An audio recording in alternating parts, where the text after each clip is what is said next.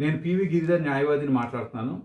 ఈరోజు నేను ఒక ముఖ్యమైన చట్టం గురించి చెప్పబోతున్నాను. అసలు ఈ చట్టం వచ్చిందనే విషయం కూడా ఈ ఈ ఈ చట్టం ఒకటి పాస్ అయ్యి బిల్లుగా వచ్చి పాస్ అయ్యి చట్టం కూడా అయిందనే విషయం కూడా చాలామందికి తెలిసే అవకాశం లేదు. అందువలన ఇది చాలా ముఖ్యమైన చట్టం కాబట్టి అందరూ తెలుసుకొని ఎవరి భూమిని వాళ్ళు సెక్యూర్ చేసుకోవాలని నా యొక్క ఆలోచన. అందువలన ఇప్పుడు ఈ యాక్ట్ ఏమిటి అంటే Andhra Pradesh dotted lands updation of resettlement register 2017 act.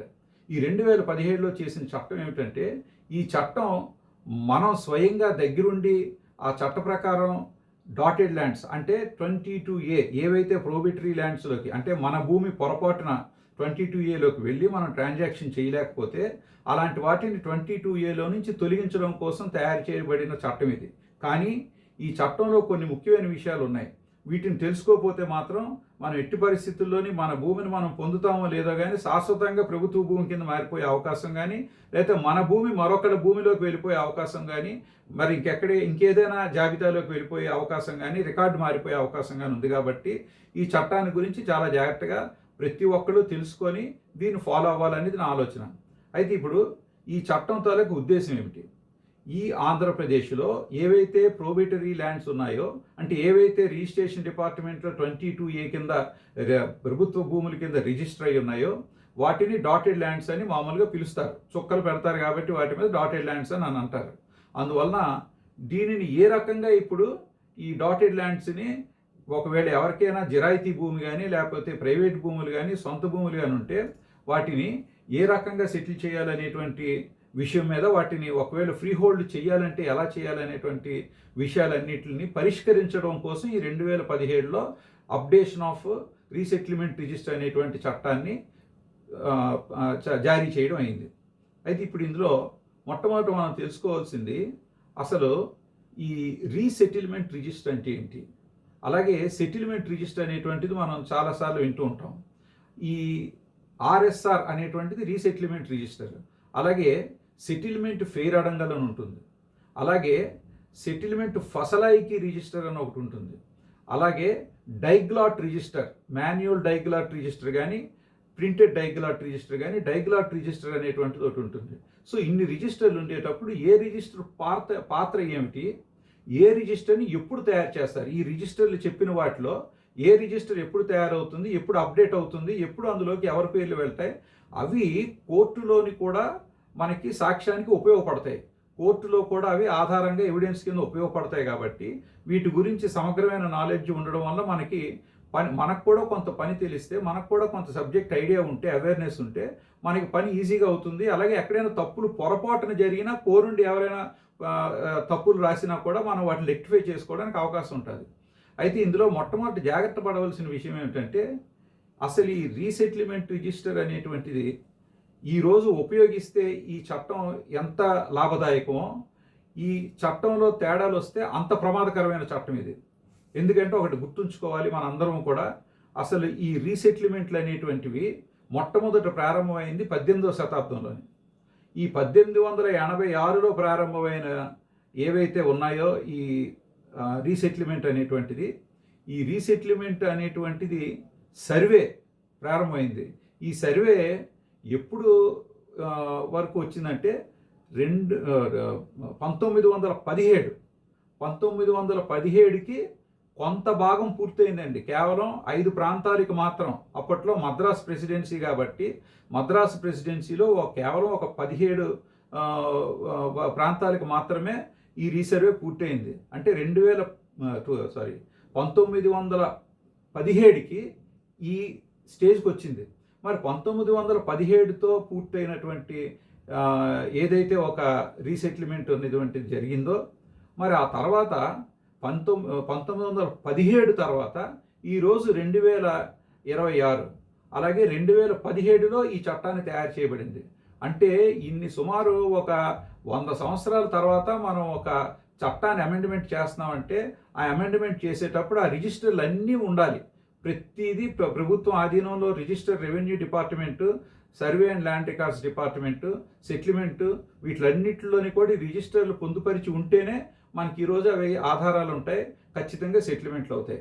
అయితే ఇప్పుడు ఇది సర్వే చేసేటప్పుడు మళ్ళీ సర్వే చేసి వాటిని మనకు అప్పచెప్పాలి.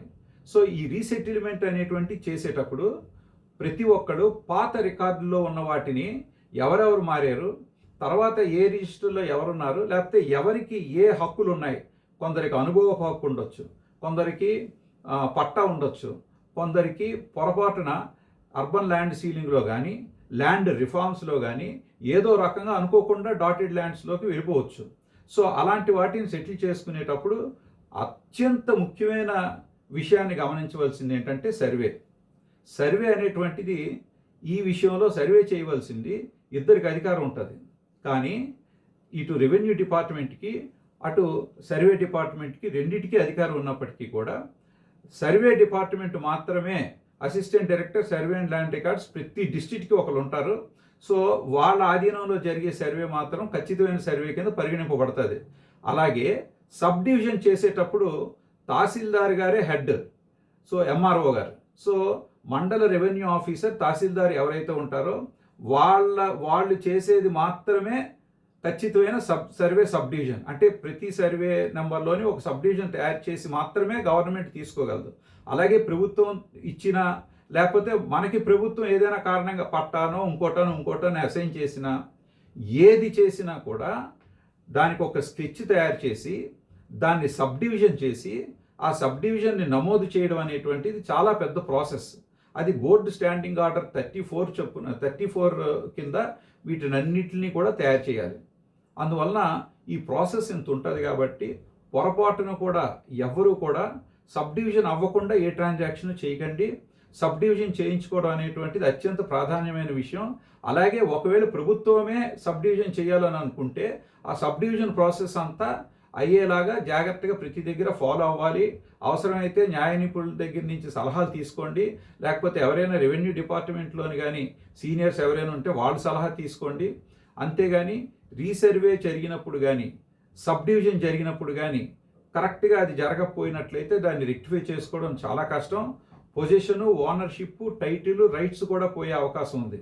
అందువలన నేను అందరికీ చెప్పేది ఏంటంటే ఈరోజు డాటెడ్ ల్యాండ్స్ అంటే 22A కింద ప్రభుత్వ భూములు అని చెప్పి ప్రోబిటెడ్ ప్రాపర్టీ అనేటువంటిది ఏదైతే లిస్ట్ ఉందో దాంట్లోంచి తొలగించడానికి ఒక చక్కని చట్టం తయారు చేసి చట్టం ద్వారా ఈ ల్యాండ్స్ని ప్రజలకి అప్పచెప్పే ఒక ప్రాసెస్ జరిగింది. కాబట్టి ఆ చట్టాన్ని 2017 చట్టాన్ని, డాటెడ్ ల్యాండ్స్ చట్టాన్ని ఉపయోగించుకోవాలంటే ప్రజలందరూ కూడా అప్రమత్తంగా ఉండాలి. ఈ చట్టాన్ని ప్రయోగించేటప్పుడు ఖచ్చితంగా మరోసారి సర్వే అనేటువంటిది, అలాగే ఆ సర్వేకి మార్కింగ్ అనేటువంటిది, అలాగే అది పొజిషన్ తీసుకున్నట్టుగా క్లియర్గా దానికి సంబంధించిన రికార్డులు అనేటువంటివి, ఆ రికార్డ్స్ అన్నీ రెవెన్యూ రికార్డ్స్లోని సర్వే రికార్డ్స్లో ఎంటర్ అయ్యేలా చూసుకోవాలి. అవన్నీ కూడా మళ్ళీ రిజిస్ట్రేషన్ డిపార్ట్మెంట్లో మ్యూటేషన్ అయ్యేలా చూసుకోవాలి. ఇవన్నీ కూడా జాగ్రత్త పడాలంటే మరిన్ని వివరాలు కావాలి. కాబట్టి మరొక వీడియో ద్వారా ముక్కలుగా ప్రతి విషయం అందరికీ అర్థమయ్యేలాగా నేను తెలియజేస్తాను.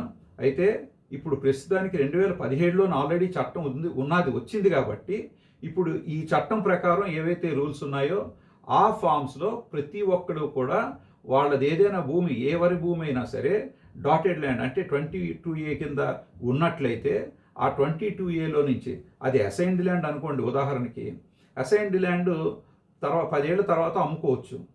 మరి అలా అమ్ముకోవాలని అంటే ఈ అసైన్డ్ ల్యాండ్ 22Aలో ఉండిపోతే అమ్ముకోవడానికి అవ్వదు. సో అలాంటి డాటెడ్ ల్యాండ్ ఏదైతే ఉందో, ఏదైతే 22A కింద ఉందో ఆ అసైన్డ్ ల్యాండ్ని 22Aలో నుంచి తీసి మనం దాన్ని రిజిస్ట్రేషన్ చేసి అమ్ముకోవచ్చు. కాబట్టి ఇలా చాలా విషయాల్లో ఈ 2017 ఈ డాటెడ్ ల్యాండ్స్ చట్టం అనేటువంటిది చాలా బాగా ఉపయోగపడుతుంది. కాబట్టి దాన్ని ఉపయోగించుకోవాల్సింది ఎవరెవరికి ఎలా ఉపయోగపడుతుంది అనేటువంటిది అందరూ కూడా ఇప్పటికే చట్టం వచ్చి చాలా ఏళ్ళు అయినా ఎవరికి తెలియలేదు. కాబట్టి ప్రజలందరూ వీటిని ఉపయోగించుకొని దానికి సంబంధించిన అప్లికేషన్స్ పెట్టుకొని వెంటనే ఎవరి భూములు వాళ్ళు ఫ్రీ హోల్డ్ చేసుకొని ఆ డాటెడ్ ల్యాండ్స్ నుంచి అంటే ప్రభుత్వ భూములు 22Aలో నుంచి వాటిని డిలీట్ చేసి వాటిని అన్నింటినీ కూడా సెక్యూర్ చేసుకొని ఈ చట్టాన్ని ఉపయోగించుకొని అందరూ కూడా లాభం పొందాలని తెలియజేస్తూ సెలవు తీసుకుంటున్నాను.